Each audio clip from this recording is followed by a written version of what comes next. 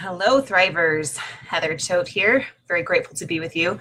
I'm literally sitting here with baby in my lap right now. Maybe I'll give you a little sneak peek. So we're doing multitasking mommy duty, which is why I'm so grateful to do what I love. Oh, there we go. There we go. Say hi, thriving family.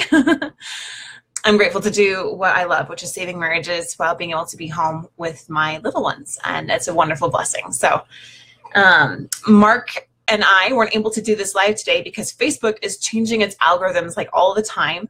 And the Be Live that we usually use to do the dual interview isn't working right now in groups for some reason. So you just have me today, but that's okay. I'm really excited to share with you this topic of healing from pain. And I feel like this is a crucial element to moving forward in our own personal lives as well as our relationships.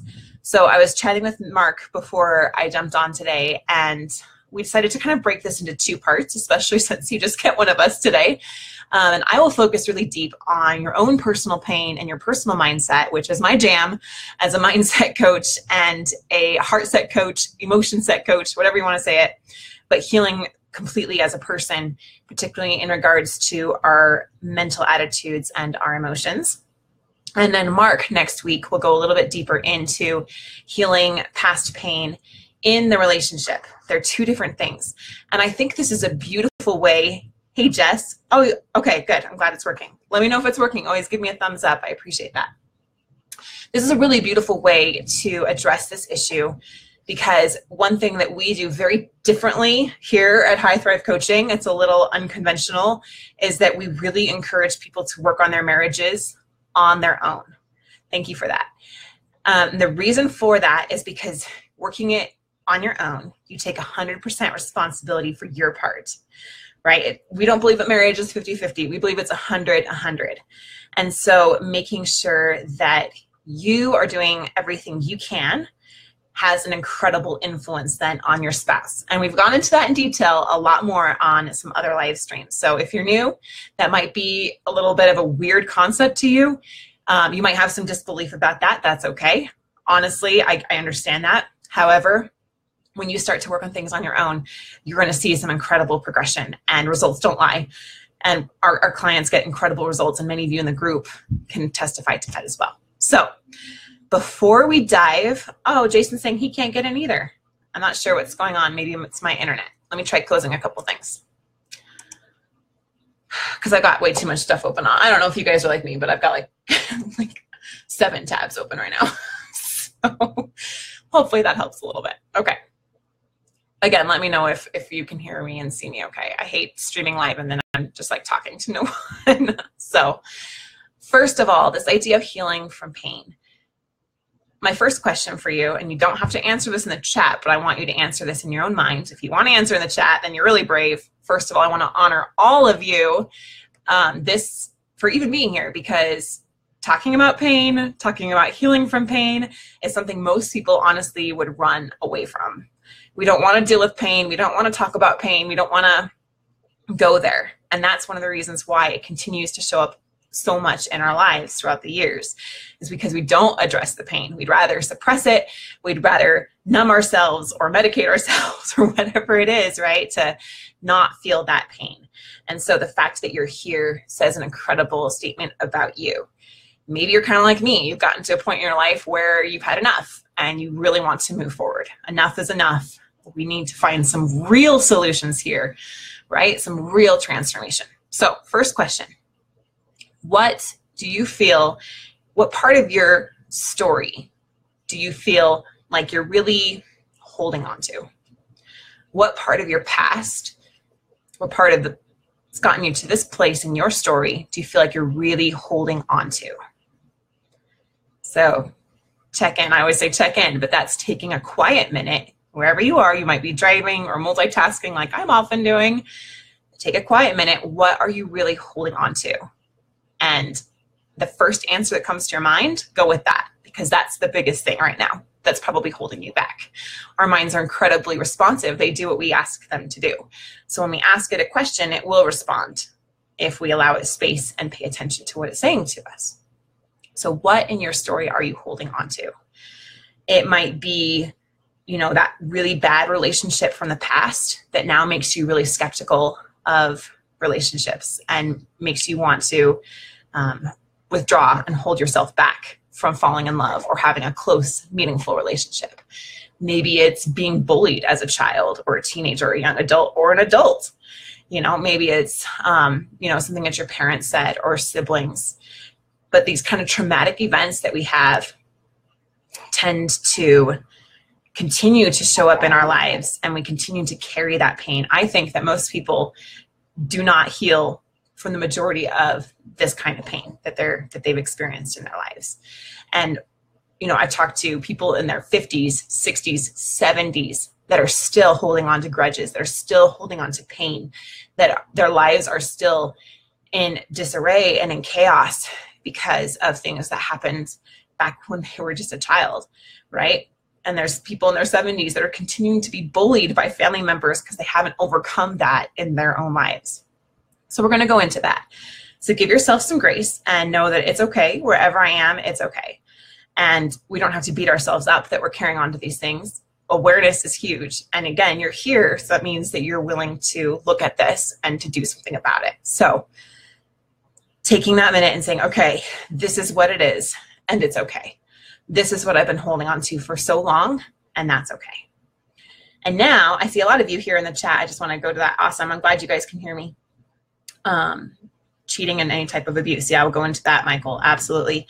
So I will be addressing your own personal pain with that.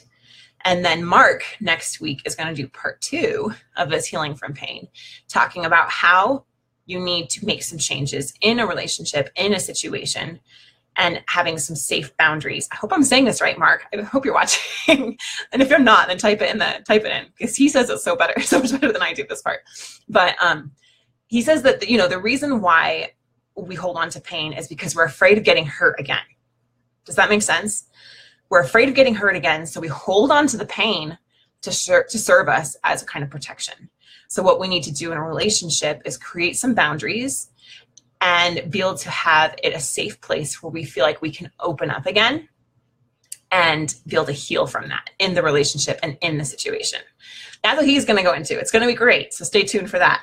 What I'm going into today is just personally healing from some of your own trauma and some of the old things that you've been holding on to for a long time.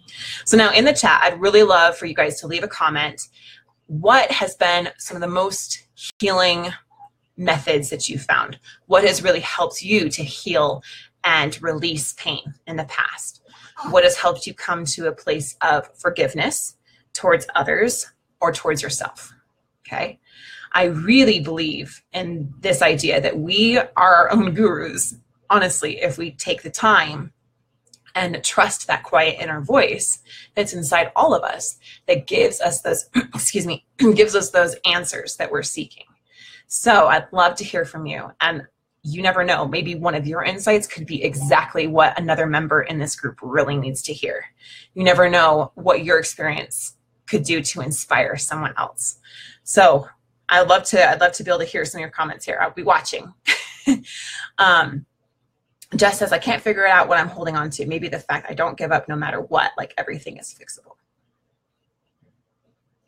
You're holding on to the fact that you don't give up. If that's what you're saying, let me know. Yeah, and sometimes we don't know what we're holding on to. Sometimes we just say, I just feel insecure, or I don't feel confident, I don't feel trusting. And sometimes it's hard for us to pinpoint the exact source of that. There may be a specific event, or maybe it's something that you just have been holding on to for a long time, and you might not be able to yet identify exactly where it came from. That's okay. When I'm not saying go back and like relive every single childhood drama or trauma from your life, but just understanding that this is the pain that I'm holding on to. Even if you don't understand why, that's okay. You don't have to go back and like pinpoint the exact place, if that makes sense. So Lizzie says, started scripture journaling and found that so helpful. Give us a little more detail, Lizzie. I'd love to know what scripture journaling is. I've done what reading a scripture. I'm obviously a woman of faith as well as many of you, but some of you aren't, and that's okay. But really applying it to my life, even changing some of the wording so that it's like almost as if the Lord's speaking to me, has been really beautiful. So I'd love to hear a little bit more about what that means to you and how that's helping you, and any other ideas that you guys have, what has really helped you to heal in your life. Okay. Now, I gave a little bit of a teaser, and I mentioned that I'm going to be sharing what I call an upper echelon secret here, a mini mindset training. And I've seriously never shared this outside of our one-on-one premium coaching before. This is a very deep practice that literally works. Like, I have studied, because dealing with my own kind of pain, from the past, and some of the limiting beliefs that I've held on to, like I'm not good enough. No matter how hard I try, it's not good enough. Some of these things that I picked up along the way from my own childhood, feeling like I didn't measure up in my parents' eyes, right? And feeling I had to be the super achiever to be worth anything, and that I wasn't intrinsically loved. Okay, so those are some of the things that I've carried around, just being really open with you guys. And in my journey, I've been trying to find anything, gone to the therapy, gone to group therapy, right? Taken medication, I've done vision boards, I've done visualization, all of these different things. And I want to know what really works. And what I'm about to give you guys is incredibly powerful. Okay, it's simple, it's not easy, but if you do it, it is effective and it will work. And the reason why it works, well, I'll go into that a little bit. Okay, so I want to give you guys this I'll call it a nugget of wisdom here, that maybe it isn't so much that we need to change the pain that we've gone through or change how we feel about it. Maybe it's just that we need to shift the energy that we have about that thing. And so I'm going to go into a couple different ideas here. First is good, better, and best. Oftentimes we hear about, we're starting with good, okay? Good, then we're going to go to better, then best. Good is talking about it, okay? And I've even said this before on live streams.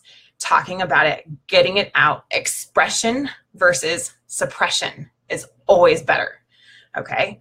Because when we suppress things, then we go back to what I was talking about before, where we want to numb it, we don't want to feel it, and we just withdraw from people, we withdraw from our own emotions, we kind of divide ourselves from who we really are and what we're really experiencing, because that pain is hard to face, okay? So that leads to all kinds of difficult and dysfunctional behaviors. Those also often show up in relationships, as many of you know, and it just creates a really big problem. So good is expressing it versus suppressing it. This is what you'll do in therapy. You know, you'll talk about the problems. You'll do this in group therapy, talking with a friend, journaling it, getting it out, doing the cathartic wailing even, you know, just at least getting it out of you and allowing it that kind of space is good, okay? What is even better than that is moving beyond simply talking about it. And there's a little bit of a warning that I want to give to that form of healing or therapy. It is better than suppression. Okay, we got that. But what it does is it puts us back into that emotional state every time we talk about it, every time we relive it. And we may find some release in the moment. But if you're like me and many, many others, what you'll find is things might be better for a couple hours, days, maybe even weeks, sometimes even years. And then all of a sudden it comes back. And you're like, hold on, I thought I worked on that. Why is it back? Right? And so we go back to the therapist and we start hashing about the past and talking about the past. And what that does, and I'm going to go into, this is deep, okay? This is deep. This is good stuff. So pay attention. On a neuroscience level, on a, you know, in our psychology of our brain, it puts us right into that same energy of when we lived that. And in our brain, we have what's called neural pathways. I'm just going to give a brief introduction. My clients that have been working with me know what I'm talking about. So this is for everyone else, super, super powerful. These neural pathways are like highways in our brain. Our brain loves making shortcuts and doing the least amount of work possible, because it takes a huge amount of energy and calories for our brain to function. And so it likes to take shortcuts. So we create these neural pathways where our brain says, okay, this equals this. And every time it sees this, the trigger out there in our experience, it immediately associates it with this. And the more often that happens in our life, the stronger that pathway becomes. Okay? And the story tends to repeat itself. What happens then on a subconscious level is this becomes a belief. this pathway becomes really, really strong. I'm going to post a YouTube video when I'm done here showing exactly how these pathways look in a brain. Okay, you can actually see the nerve connections and the pathways forming.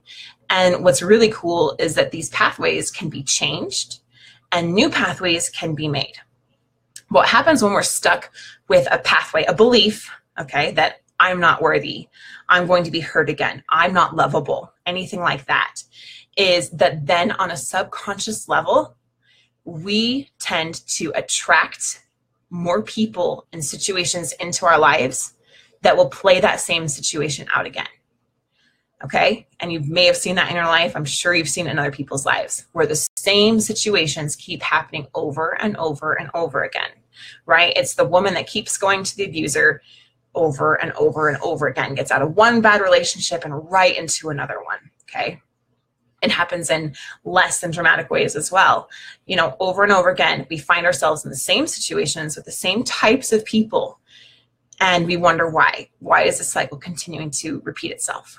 On a subconscious level, our mind is trying to change the outcome from that traumatic event, what happened before, because there was something there that started creating this pathway, and the more we repeat it by attracting those same situations and same people into our lives, it strengthens it again and strengthens it again and strengthens it again until it becomes so real that that is reality to us.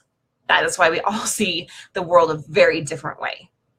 We each have these different pathways that we've created, and to us, that is reality. To someone else, the opposite is completely true to them. But what we can do is break that cycle by creating new neural pathways, creating new belief patterns revolving around the same thing, okay? So I hope you're staying with me. I know this is deep. I told you it was going to be deep, so I hope you're appreciating this. But what we're going to do is I'm going to give you 3 transformative resources. Now we're getting into the better and best, okay? So it's good to talk about it, not suppress it. Better to actually change the pathways and change the dominant state of our mind so that as we go forward, we see the world in a new way, in a better way. So I'm going to refer to some, my steps here because I've got baby brain and I've been up crazy hours with this little one. So forgive me for that. I'm going to refer to my notes to make sure I don't miss anything. All right. So as we're doing this is a little exercise. And if you can do it now, great. If you are driving or somewhere else and distracted, then I really recommend you go back, replay this, and take some time to apply it. Okay, you've got to test it out. You don't know something unless you've given it a try. You'll know it's true when you put it to the test. So the first transformative, I'm going to use my fancy language, the first transformative step method here is what I call piggybacking. Just like when someone hops on your back and you give them a piggyback. What we want to do is tap into the emotion that we want to feel. So if you are feeling loneliness, if you are feeling rejection, if you are feeling hollowness or emptiness or fear, fatigue, whatever it is, what would be the emotion that you would love to feel? What is the opposite of that? Is it security? Is it comfort? Is it trust? Is it confidence? Is it energy? Is it love? Is it acceptance? So once you've identified what that emotion is, then you're going to piggyback off of another time when you felt that emotion and bring it into the present moment. So what you need to do is just take some time and some quiet to think about a past time when you felt that. You felt peace. You felt acceptance. You felt secure, and really dive deep into that. It may have been, a time when you were even watching a movie of someone feeling that way and you felt that based off of that. Or it could be a memory of a time when you just felt really loved and secure in your family, or you felt accomplishment and success in your career, or when you, hit a home run or whatever it is. So it's tapping into a moment from your life, from your past, and bringing that forward, really reliving that until you can feel that emotion in your own body. And what you've done right here is what's called a pattern interrupt. This is a little bit of NLP, neuro-linguistic programming.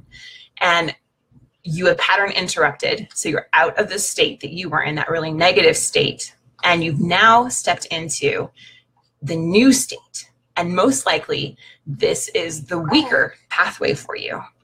Otherwise, you wouldn't be feeling stuck in this pain that isn't healing.